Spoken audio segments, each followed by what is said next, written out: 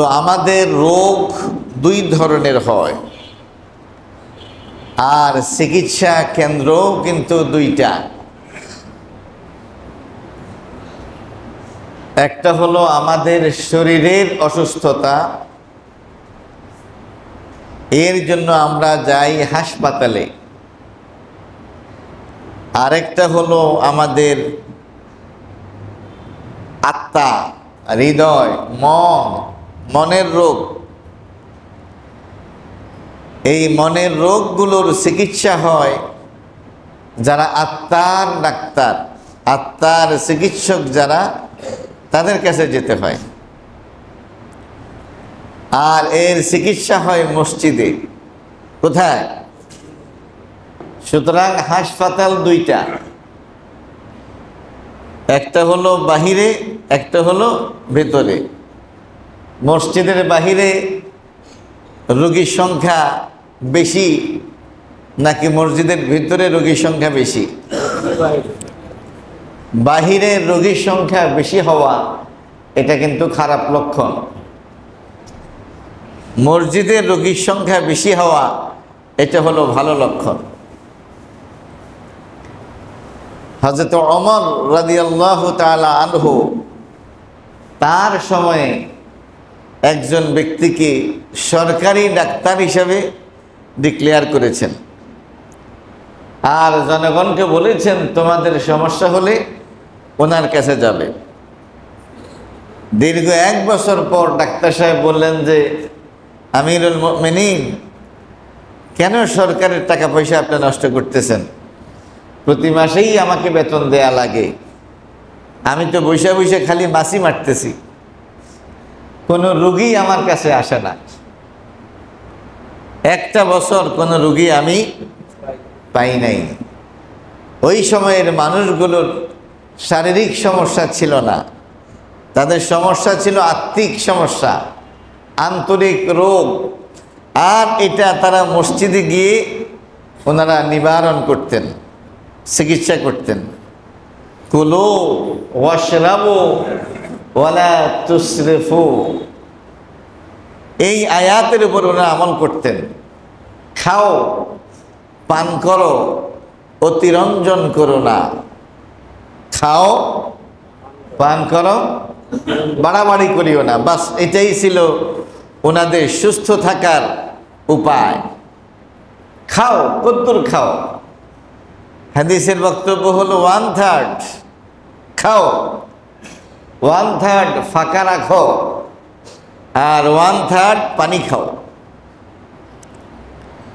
এটা যদি আমরা অনুসরণ করি বা করতে পারি, ম্যাক্সিমাম সমস্যার সমাধান হয়ে যাবে।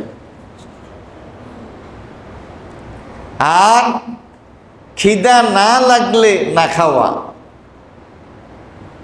খিদা না লাগলে না খাওয়া। যখন খিদা লাগবে তখন খাওয়া, পেট ভরে না খাওয়া। আমরা সেই জাতি যারা পেট ভরে খাই না, আমরা সেই জাতি যারা খিদা না লাগলে খাই না।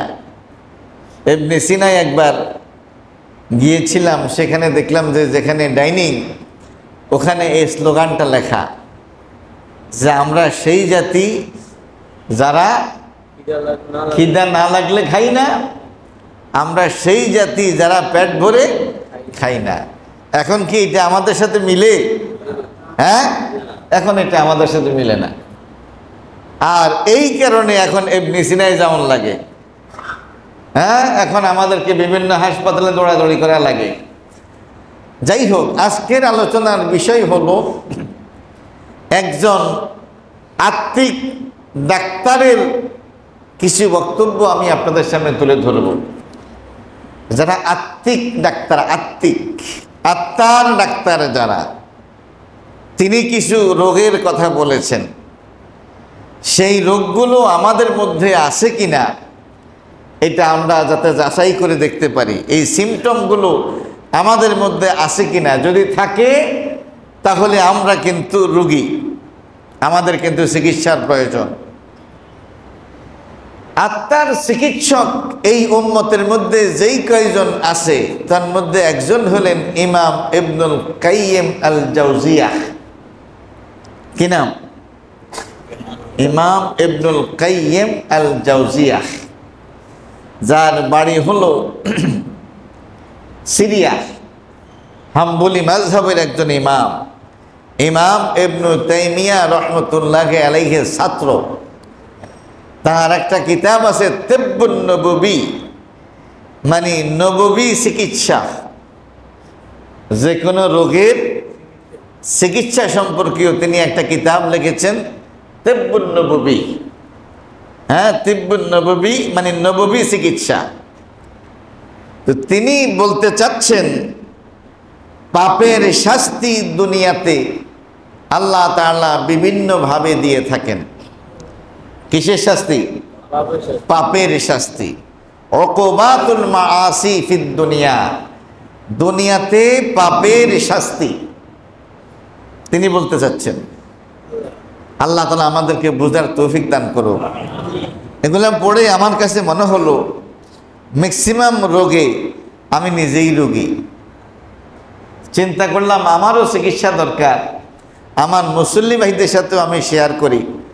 তারা যদি মনে করে তাদের মধ্যেও কারো কারো এই জাতীয় রোগ আছে, তাহলে তারাও কিন্তু নিজেদেরকে নিয়ে চিকিৎসা করবেন। অন্তরের রোগ হযরতে লোকমানকে তার মনিব বলেছিলেন একটা পশু জবাই করে সবচেয়ে উৎকৃষ্ট অংশটা যাতে তার কাছে নিয়ে যায়। তিনি পশু জবাই করে তার হার্ট, হ্যাঁ, এটা তিনি নিয়ে গেছেন, আত্মা নিয়ে গেছেন। এরপরে ওনাকে বলা হলো তুমি পশু জবাই করে সবচেয়ে নিকৃষ্ট অংশটা আমার কাছে নিয়ে আসো। তখনই তিনি সেটাই কি নিয়ে গেলেন। ওনাকে জিজ্ঞেস করা হলো দুইবারে তুমি একই জিনিস নিয়ে আসছো? তিনি বললেন যে হ্যাঁ, কারণ হাদিসের মধ্যে আসছে ইন্না ফিল জাসাদে লা মুদগাহ, নিশ্চয়ই শরীরের মধ্যে একটা গোশতের টুকরা আছে। ইজা সালুহা সালুহাল জাসাদু কুল্লুহু, ওই গোশতের টুকরা যদি ঠিক হয়ে যায় তাহলে পুরা শরীর, মাথার চুল থেকে নিয়ে পায়ের নখ পর্যন্ত সব ঠিক। ওয়াইজা ফাসাদাত ফাসাদাল জাসাদু কুল্লুহু, আর ওই গোশতের টুকরাটা যদি নষ্ট হয় তাহলে তার বিষক্রিয়া পুরো শরীরের মধ্যে ছড়িয়ে পড়বে। আলা ওয়াহিয়াল কালব, জেনে রাখো সেটা হলো আত্মা, সেটা হলো কালব, সেটা হলো অন্তর। সেটা কি? অন্তর। তাহলে তিনি আমাদেরকে বলছেন দুনিয়াতে আল্লাহ তাআলা মানুষদেরকে অনেক সময় শাস্তি দেন, কিন্তু এরকম কিছু রোগী আছে যারা বুঝেই না এটা তার জন্য আদৌ শাস্তি কিনা। যেই রোগী বুঝে যে এটা তার রোগ, সে তো চিকিৎসা করার চেষ্টা করবে, কিন্তু যেই রোগী বুঝেই না এটা তার রোগ, সে কিন্তু মারাত্মক রোগী, সে কিন্তু ডেঞ্জারাস অবস্থায় আছে। আল্লাহ তাআলা আমাদেরকে বুঝার তৌফিক দান করুন। তার মধ্যে তিনি এক নাম্বার বললেন কিল্লাতুত তৌফিক। কিল্লাতুত তৌফিক, নেক আমল করার তৌফিক তার কম হবে। নাউজুবিল্লাহ বললেন না? নামাজ কম, রোজা কম, হজ কম, যাকাত কম, তেলাওয়াত কম, জিকির কম, ইবাদত বন্দেগী কম, তার দ্বারা বেশি ইবাদত করা তৌফিক হবে না। তার আমলে সালেহ করার তৌফিক কম হবে। নেকামল করার প্রতি তার আগ্রহ কম থাকবে। কিল্লাতুত তৌফিক, কিল্লাতুত তৌফিক, নেকামল করার তৌফিক কম হওয়া, এটা পাপের শাস্তি। এটা কিসের শাস্তি? আমি অনেক আগে আপনাদেরকে এক ইমামের একটা উক্তি বলেছিলাম, আল হাসানাতু বাদাল হাসানাতে জাযাউ হাসানা।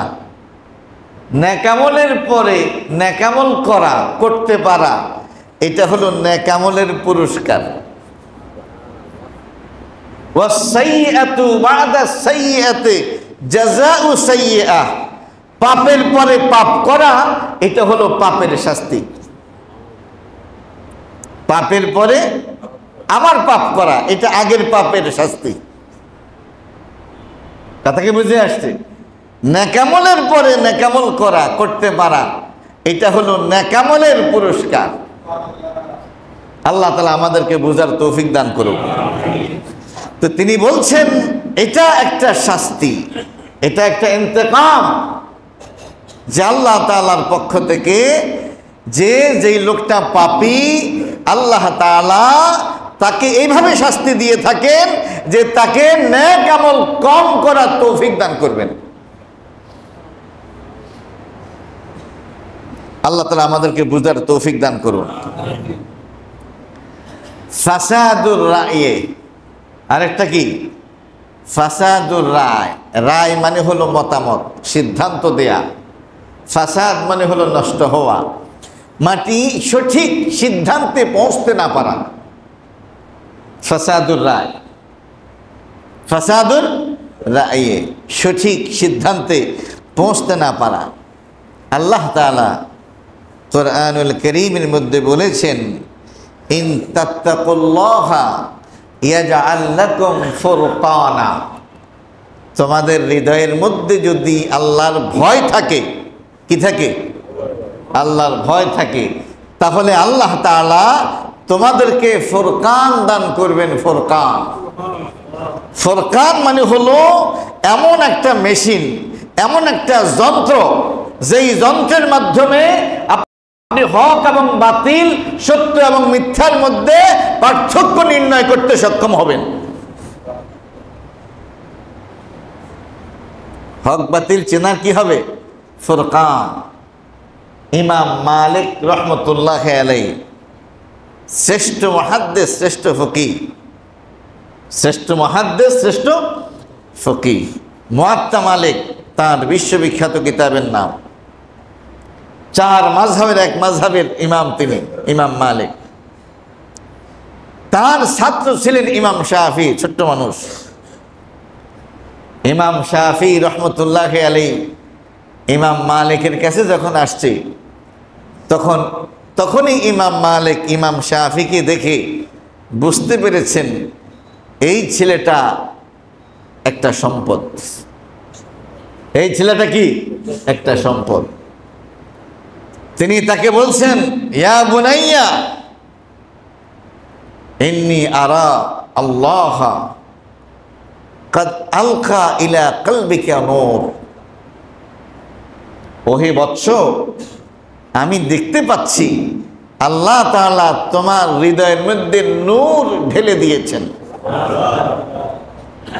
ফালা তুতফিহু বিযুলমাতিল মাসিয়াহ। এই নূর তুমি পাপের অন্ধকার দিয়ে এটাকে নিভাইয়া দিও না। ছোটকালে তিনি তার সম্পর্কে এই মন্তব্যটা করেছেন। পরবর্তীতে তিনি হয়ে গেলেন ইমাম শাফিঈ রহমতুল্লাহ আলাইহি। ইমাম শাফিঈর, ইমাম মালিকের ক্লাসে যখন বসতেন, খাতাও নাই, কলমও নাই। ইমাম শাফিঈ জিজ্ঞেস করেন, তোমার কোনো বইটই নেই, খাতা কলম নাই, তুমি সময় নষ্ট করতেছো কেন? উনি বলছেন যে আমার খাতা কলমের দরকার হয় না। আপনি যদি আমারে কিছু জিজ্ঞেস করতে চান, জিজ্ঞেস করেন, বলো, গতকালকের পড়া বলো। ইমাম মালিক যা যা বলছেন হুবহু সব পড়ে শোনাই দিছি।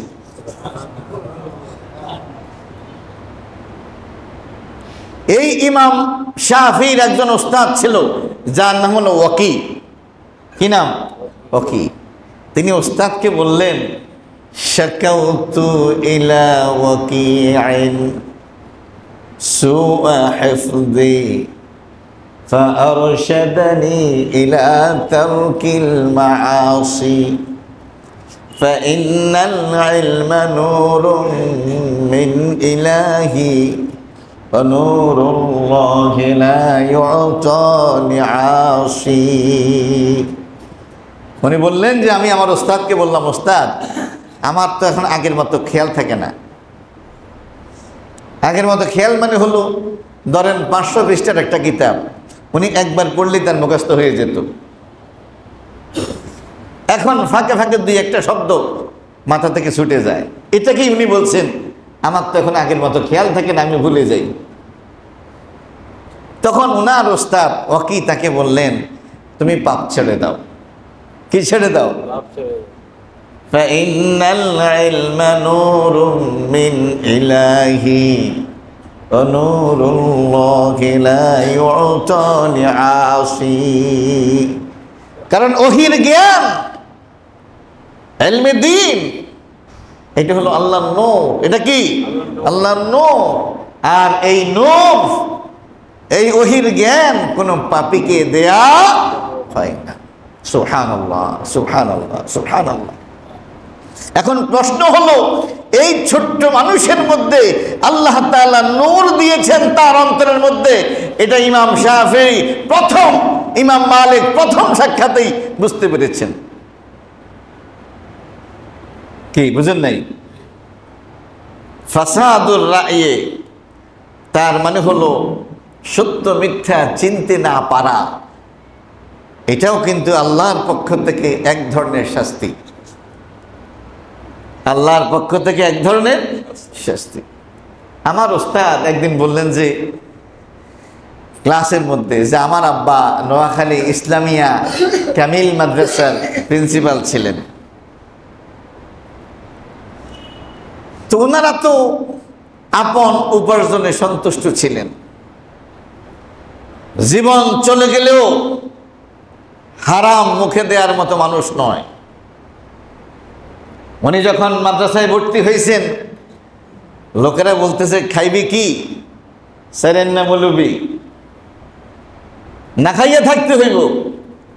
উনি বলছেন, আমার ওস্তাদ বললেন, পাইলে রুটি না পাইলে রোজা। পাইলে রুটি না পাইলে রোজা। তো সেই উনি একদিন বললেন যে আমার আব্বা একদিন স্বপ্নে দেখছেন এক লোকে আইসা পাটের দাম, পাট, তখন তো ওনারা পাট বিক্রি করতেন, ধরেন পাটের মন চলতেছে মনে করেন 200 টাকা। উনি স্বপ্নে দেখলেন পাটের দাম হলো ধরেন 600 টাকা। কত টাকা? 600 টাকা। এখন লোকেরা বলতেছে, মাওলানা সাহেব বাড়িতে আছেন, পাট বিক্রি করবেন? হ্যাঁ বিক্রি তো করবোই। কত? 300 টাকা। আব্বা বলতেছে না, হবে না। আবার আরেকজন আসলো, কত? 400 টাকা দেব। আব্বা বললো যে হবে না। আম্মা বলতেছে 200 টাকার পাট 400 টাকা হয়ে গেছে, এখনো আপনি বিক্রি করতেছেন না। আব্বা মুস্কি মুস্কি হাসে। আব্বা মুস্কি মুস্কি হাসে। আবার আরেকজন এসে 500 টাকা বলছে। আম্মা তো পারলে জানে এখনই সব পাট বের করে দেয়, কিন্তু আব্বা কিছু কয় না, আব্বা চুপ। আব্বা কি? সুবহানাল্লাহ, সুবহানাল্লাহ। কয় একটা পর্যায়ে ঠিকই আব্বা যা স্বপ্নে দেখেছেন পাটের দাম ওই পর্যায়ে গিয়ে পৌঁছেছে, এবং তখন আব্বা বিক্রি করেছেন।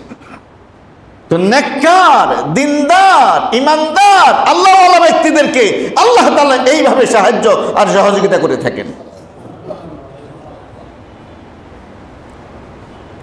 তাহলে ফাসাদুর রায়, রায় মতামত সিদ্ধান্ত সঠিক না হওয়া, ভুল হওয়া, এটা কিন্তু ক্ষতির লক্ষণ। এটা কি ক্ষতি? বরকত শূন্য হওয়া। অনেকে বিদেশ থেকে আসছে, আইসাই দেখলাম যে একদিন এক হোটেলের সামনে গেলাম, আরে নতুন জায়গার মধ্যে বিশাল হোটেল, কি সুন্দর চেয়ার, কি সুন্দর গ্লাস, কি সুন্দর টালি, বসে খাওয়া দাওয়া করলাম। মনেই হলো লাখ লাখ টাকা ইনভেস্ট করে হোটেলটা দিয়েছে। আরে কয়েক মাস পরে দেখি যে দোকান এটা বন্ধ। দোকান এটা কি বন্ধ, ক্ষতিগ্রস্ত হয়েছে। কি হয়েছে? ক্ষতিগ্রস্ত হয়েছে, সঠিক সিদ্ধান্ত নিতে ব্যর্থ হয়েছে। এই সঠিক সিদ্ধান্ত নিতে ব্যর্থ হওয়া এটাও কিন্তু আল্লাহ তাআলার পক্ষ থেকে এক ধরনের শাস্তি। ফাসাদুর রায়ে, ফাসাদুর রায়ে। ঈমানদারদের হাদিসের মধ্যে আসে ইস্তেখারা করে কাজ করা। কি করে? ইস্তেখারা, ইস্তেখারা করে কাজ করা। 2 রাকাত নফল নামাজ পড়ে আল্লাহ তাআলার কাছে দোয়া করা, আয় আল্লাহ এই কাজটা আমার জন্য যদি ভালো হয় তাহলে তুমি আমাকে দিয়ে করাও, যদি মন্দ হয় এর থেকে তুমি আমাকে ফিরে রাখো, যেখানে ভালো যা ভালো তুমি আমাকে দিয়ে তাই করাও। কথাকে বুঝে আসছে? এইভাবে আপনি যখন আপনার সিদ্ধান্ত আল্লাহ তাআলার হয়ে সাপোর্ট করবেন, তখন আল্লাহ তাআলা আপনাকে যেই কাজ করাবেন সেই কাজটাই আপনি করবেন, যেই কাজ আপনার জন্য সহজ হবে সেটাই আপনি করবেন। তো ঈমানদাররা এভাবেই কাজ করে, নেককাররা এভাবেই কাজ করে, ফলে আল্লাহ তাআলার পক্ষ থেকে ফয়সালা আসে এবং ওই কাজ তাদের জন্য ভুল কম হয়। কথাকে বুঝে আসছে? ফাসাদুর রায়ে, ইমাম ইবনুল কাইয়িম আল জাওজিয়া রহমতুল্লাহি আলাইহি বলছেন, সিদ্ধান্ত ভুল হওয়া, বারবার সিদ্ধান্ত ভুল হওয়া, এতে টাইমের অপচয়, অর্থের অপচয়, কি বলেন ঠিক কিনা, ইবাদতের ক্ষতি হওয়া, এগুলো কিন্তু এক ধরনের শাস্তি, পাপের শাস্তি। আল্লাহ তাআলা আমাদেরকে বুঝার তৌফিক দান করুন। আরেকটা বললেন খাফাউল হককে, এটা দুটো কাছাকাছি। হক অস্পষ্ট থাকা, তার কাছে সত্যটা কি থাকা, গোপন থাকা, কোনটা সত্য কোনটা মিথ্যা, কোনটা হক কোনটা বাতিল, কোনটা করা উচিত কোনটা করা উচিত না, হ্যাঁ, এই ব্যাপারটা তার কাছে অস্পষ্ট থাকে। মানে সে অন্ধকারে ঢিল মারে। কোথায় ঢিল মারে? অন্ধকারে ঢিল মারে। কিন্তু প্রকৃত মুমিন ইমানদার যারা, আল্লাহ তাআলা তাদের সামনে হককে প্রকাশিত করে দেন। হককে কি করে দেন? এই জন্য ইসলামের একটা বিধান আছে, আল হালালু বাইয়িন ওয়াল হারামু বাইয়িন ওয়া বাইনাহুমা আল মুশতাবিহাত। যেটা হালাল সেটা সুস্পষ্ট, যেটা হারাম সেটাও সুস্পষ্ট। কিছু কিছু আছে বোঝা যায় না এটা কি হালাল নাকি হারাম, এটাকে বলা হয় আল মুশতাবিহাত, শুবহাত বলা হয়। কি বলা হয়? শুবহাত। আল্লাহর নবী সাল্লাল্লাহু আলাইহি ওয়াসাল্লাম বলছেন, মান ওয়াকা ফিশ শুবহাতে ওয়াকা ফিল হারামে। যে ব্যক্তি সন্দেহের মধ্যে ডুব দেয় সে হারামের মধ্যেই ডুব দেয়। তো মুমিন এরকম ঝুঁকিপূর্ণ কাজে জড়াবে না। তা থেকে বুঝে আসছে যেটা হক হিসাবে তার কাছে সুস্পষ্ট, কেবল সেখানে সে জড়াবে। সন্দেহপূর্ণ যা হালাল এবং হারাম, জায়েজ এবং নাজায়েজের মধ্যে সন্দেহপূর্ণ তার কাছে মনে হয়, ওই সন্দেহপূর্ণ কাজে সে জড়াবে না। কথা বুঝে আসছে? আল্লাহ তাআলা আমাদেরকে বুঝার তৌফিক দান করুন, সবাই বলেন আমিন। এরপরে তিনি বলছেন খুমুলুজ যিকির, খুমুলুজ যিকির, জিকিরের মধ্যে মজা না পাওয়া। জিকিরের মধ্যে ইমাম হাসান আল বসরি তিনিও কিন্তু একজন চিকিৎসক, একজন ডাক্তার, অন্তরের ডাক্তার। কিসের ডাক্তার? অন্তরের ডাক্তার। তিনি বলছেন তাফাক্কাদু আল হালাওয়া ফি সালাসাতি আশিয়া। 3টা জিনিসের মধ্যে মজা তালাশ করো, এই 3টা জিনিসের মধ্যে মজা আছে। কয়টা জিনিস? কি আছে? মজা আছে। যদি সেখানে মজা পাও তবে সুসংবাদ গ্রহণ করো এবং এই মজা লুটতে থাকো। ওয়া ইল্লা ইন্না লিল্লাহি ওয়া ইন্না ইলাইহি রাজিউন। যদি এই 3টা জিনিসের মধ্যে মজা না পাও তবে বুঝে নিও তোমার জন্য আল্লাহ তাআলার রহমতের দরজা বন্ধ করে দেয়া হয়েছে।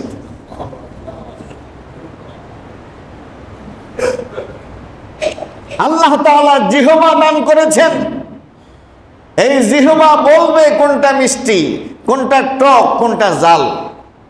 কি বলেন, ঠিক কিনা? এখন 50 টাকা দামের একটা মিষ্টি আপনাকে আইনা দিল, আপনি খাই এখন মজা লাগছে না, দোষ কার? মিষ্টির দোষ? মিষ্টির দোষ? কার দোষ? সারা দুনিয়ার মানুষ সমানে এটা কিনতে আছে, সবাই খাইয়া মজা পাইতেছে, খালি আপনি মজা পান না, তাহলে এটা কি? জিহ্বার দোষ। ইমাম হাসান আল বসরি, তবিবুন নফস, অন্তরের ডাক্তার, তিনি বলছেন 3টা জিনিসের মধ্যে আল্লাহ তাআলা মজা দিয়ে দিয়েছেন। কি দিয়েছেন? মজা দিয়ে দিয়েছেন। সুতরাং তোমরা সেখান থেকে মজা সংগ্রহ করো। একটা হলো সালাত, একটা হলো তেলাওয়াত, একটা হলো জিকির। একটা কি? সালাত। একটা কি? সালাত, নামাজ। নবী মুহাম্মদুর রাসূলুল্লাহ সাল্লাল্লাহু আলাইহি ওয়াসাল্লামকে যদি কখনো কোনো অস্থিরতা পাইতো, ফাজিআ ইলা সালাহ, নামাজে দাঁড়িয়ে যেতেন। বেলালকে বলতেন যে বেলাল, আরেহনি ইয়া বেলাল, বেলাল আমার কলিজা ঠান্ডা করো, ওযুর পানি নিয়ে আসো, আমি ওযু করব, আমার হৃদয়ের মধ্যে অস্থিরতা কাজ করতেছে, আমি একটু আল্লাহর সাথে দাঁড়িয়ে কথা বলি। সুবহানাল্লাহ। আমি মনের মাধুরী মিশিয়ে আমার আল্লাহকে 2টা সেজদা দেই।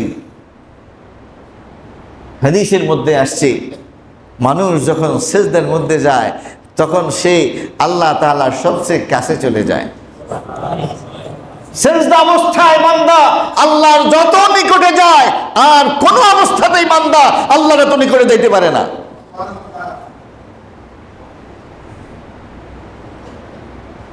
সমস্ত সমস্যার সমাধান আল্লাহ তাআলা সালাতের মধ্যে রেখে দিয়েছেন। দুনিয়ার সমস্ত মজা আল্লাহ তাআলা সালাতের মধ্যে রেখে দিয়েছেন। এখন এই নামাজ আপনার কাছে ভালো লাগে না, বুঝতে হবে এটা অপরাধের শাস্তি। এটা কিসের শাস্তি? কিসের শাস্তি? মাছের যদি পানির মধ্যে দিয়ে দেয়, মাছ যদি অস্থির হইয়া যায়, এটা কি লক্ষণ ভালো নাকি খারাপ? হ্যাঁ, পানি তো মাছের কাছে মজা লাগবেই। কি বলেন, ঠিক কিনা? তো মুমিন ইমানদার যখন মসজিদে আসবে, নামাজে দাঁড়াবে, তার সমস্ত সমস্যার সমাধান তো এখানেই হয়ে যাচ্ছে।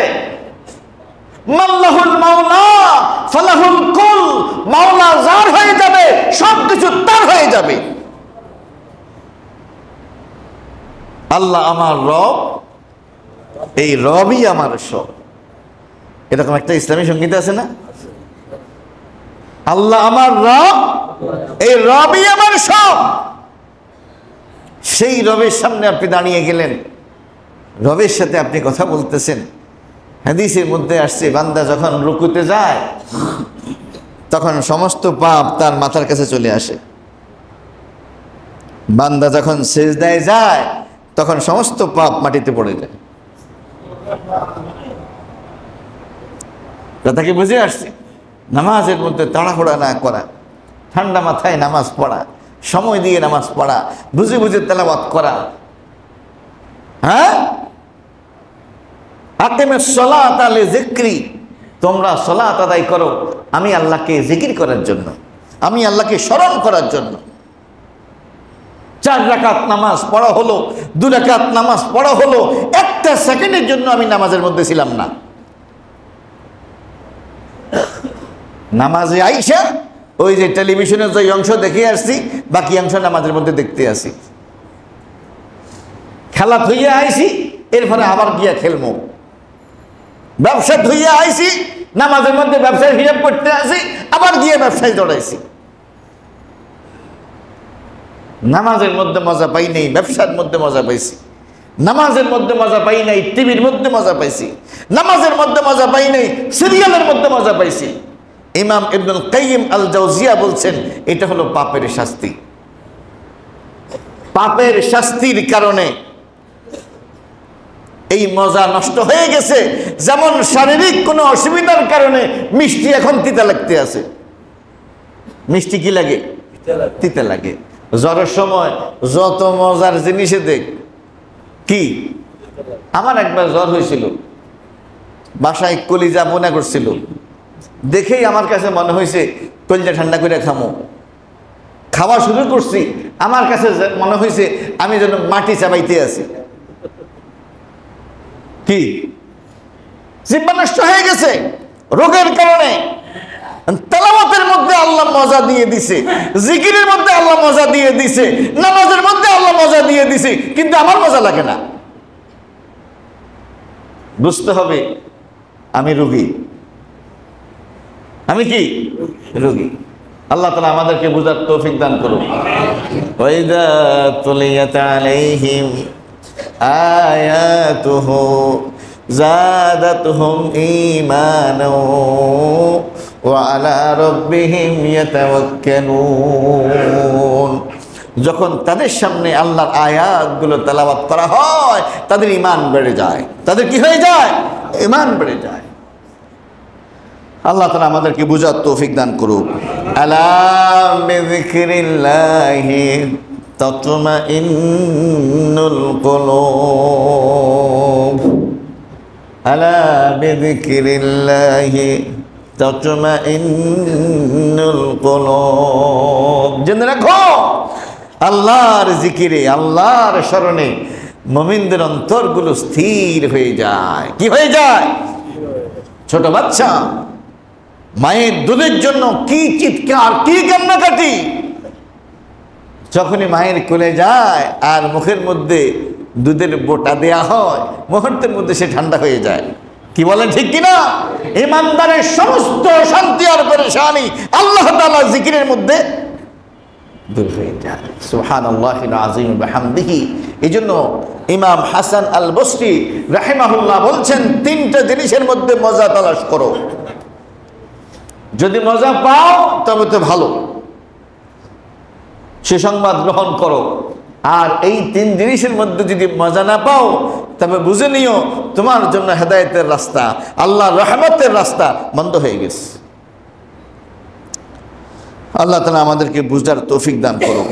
তাহলে খুমুলুল জিকির, খুমুলুল জিকির মানে হলো জিকিরের মধ্যে মজা না পাওয়া, নামাজের মধ্যে মজা না পাওয়া, তেলাওয়াতের মধ্যে মজা না পাওয়া। আল্লাহ তাআলা আমাদেরকে বুঝার তৌফিক দান করুন। সবাই বলেন আমিন।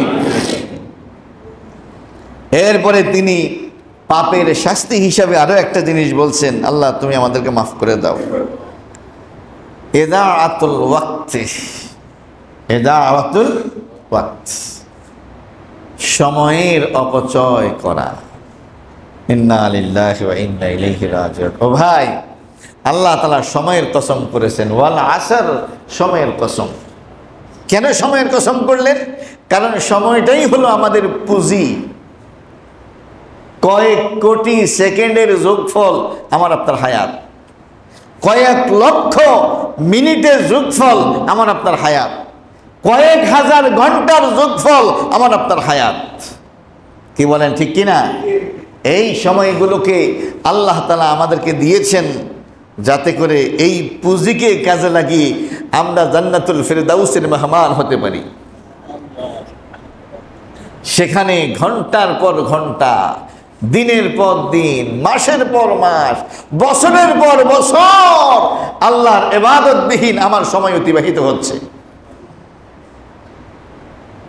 সকাল থেকে সন্ধ্যা, সন্ধ্যা থেকে সকাল পর্যন্ত পত্রিকার এই মাথা থেকে ওই মাথা পর্যন্ত একটা শব্দ বাদ যাবে না।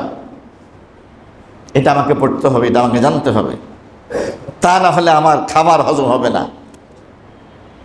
5টা 3টা পত্রিকা আমাকে পড়তে হবে। ঘুম থেকে উঠেই প্রথম কাজ হলো মোবাইলে হাত দেয়া, ফেসবুকে ঢুকে যাওয়া। কেন ঢুকছি এটাই জানি না, কেন বের হবো না সেটাও জানি না। কত ঘন্টা আছি এর মধ্যে আল্লাহ ছাড়া কেউ জানে না। ঘন্টার পর ঘন্টা মাঝে কাজে সময় দিচ্ছি, একটা পারা কোরআন পড়ার তৌফিক হয় নাই। আজ পর্যন্ত সূরা ইয়াসিন আমি মুখস্থ করি নাই, সূরা রহমান আমি মুখস্থ করি নাই, সূরাতুল বাকারা আমি পড়ি নাই, আল্লাহর কোরআন কখনো পড়ে দেখার প্রয়োজনীয়তা অনুভব করি নাই। নামাজের জন্য বিশুদ্ধভাবে কেরাতকে আল্লাহ তাআলা ফরজ করেছেন, আমার কেরাত আদৌ শুদ্ধ কিনা 10টা মিনিট সময় ইমাম সাহেবকে বলি নাই, হুজুর একটু দেখেন তো আমার সূরা ফাতিহাটা হয় কিনা। আমি যে 4টা সূরা দিয়ে নামাজ পড়ি, দেখেন তো আমার 4টা সূরা হয় কিনা। বারবার আমরা ঘোষণা দেই, আমাদের এই মসজিদে ফ্রি কোরআনের তালিম হয়, আসরের পরে, ইশার পরে, মাগরিবের পরে, যারা যখন সময় পান আপনারা সময় দেন না। এত ব্যস্ত, সময় দেওয়ার সময় নেই। আল্লাহ তাআলা আমাদেরকে বুঝার তৌফিক দান করুন। তো ইমাম ইবনুল কাইয়িম আল জাওজিয়া রহমতুল্লাহি আলাইহি বলছেন, এটাও কিন্তু পাপের শাস্তি যে সে সময়কে কাজে লাগাইতে পারবে না। গত 24 ঘন্টা চলে গেছে এই অবস্থায় যে আমি 5 ওয়াক্ত নামাজ পড়ি নাই। গত 24 ঘন্টা এই অবস্থায় আমার থেকে বিদায় নিয়েছে যে আমি আল্লাহর কোরআনের একটি আয়াত পড়ি নাই। গত 24 ঘন্টা এইভাবে আমার জীবন থেকে বিদায় নিয়েছে যে আমি যে উপার্জন করেছি এই উপার্জনটা হালাল নাকি হারাম এই চিন্তাটা আমার মাথায় একবারও আসে নাই। গত 24 ঘন্টায় আমি 10,000 টাকা দান করেছি, একটা বারের জন্য চিন্তা আসে নাই এই টাকাটা আমি আল্লাহর জন্য খরচ করেছি কিনা। কে আমাকে এই সম্পদ দিয়েছেন, কার দেওয়া সম্পদ, কার জন্য খরচ করতেছি কোনো খবর নাই। এই জন্য তিনি বলছেন ইদাআতুল ওয়াক্ত, পাপীদের সময়ের বরকত হবে না। হাদিসের মধ্যে আসছে যে আল্লাহ রাসূল সাল্লাল্লাহু আলাইহি ওয়াসাল্লাম বলছেন, কয়েকটা প্রশ্নের উত্তর না দিলে কিয়ামতের দিন কেউ কদম উঠাতে পারবে না। তার মধ্যে একটি হলো যে তাকে জিজ্ঞেস করা হবে তুমি তোমার হায়াতকে কোন কাজে ব্যয় করেছো। এই যে তোমাকে কয়েক কোটি সেকেন্ড, কয়েক লক্ষ মিনিট তোমাকে হায়াত দিলাম, এই সময়টা তুমি কি কাজে ব্যয় করেছো। সম্মানিত ভাইরা আমার, সময় শেষ। আল্লাহ তাআলা তৌফিক দান করলে আগামী জুমায় হয়তো আরো কিছু বলবো। এগুলো হলো আমাদের পাপের শাস্তি। এগুলো কি আমাদের পাপের শাস্তি। আসুন এর থেকে আমরা তওবা করি, আমরা ফিরে আসি। আল্লাহ তাআলা আমাদেরকে শাস্তি দেন এই জন্য যাতে আমরা ফিরে আসি, যাতে আমরা কি করি, ফিরে আসি। ওয়া আখাযনাহুম বিল আযাবে লাআল্লাহুম ইয়ারজিউন, আমি তাদেরকে আযাব দিয়ে পাকড়াও করি যাতে করে তারা আমার কাছে আবার ফিরে আসে। আমরা ওদের মতো হব না যাদেরকে আল্লাহ পরীক্ষা করে কিন্তু তারা পরীক্ষা থেকে কোনো সবক গ্রহণ করে না। পরীক্ষা থেকে কোনো সবক গ্রহণ করে, আমরা তাদের মতো নির্বোধ হব না, বরং আমরা চোখওয়ালা, কানওয়ালা, হৃদয়ওয়ালা হব, যা দিয়ে আমরা অনুভব করব আল্লাহ তাআলা আমাদের প্রত্যেককে আমাদের জীবনের মূল্যবান যে সময়, এই যে পুঁজি আল্লাহর পক্ষ থেকে বরাদ্দ করা হয়েছে, এটাকে যথাযথভাবে ব্যবহার করতে পারি সেই তৌফিক আল্লাহ তাআলা দান করুন। আমিন। ওয়া সাল্লাল্লাহু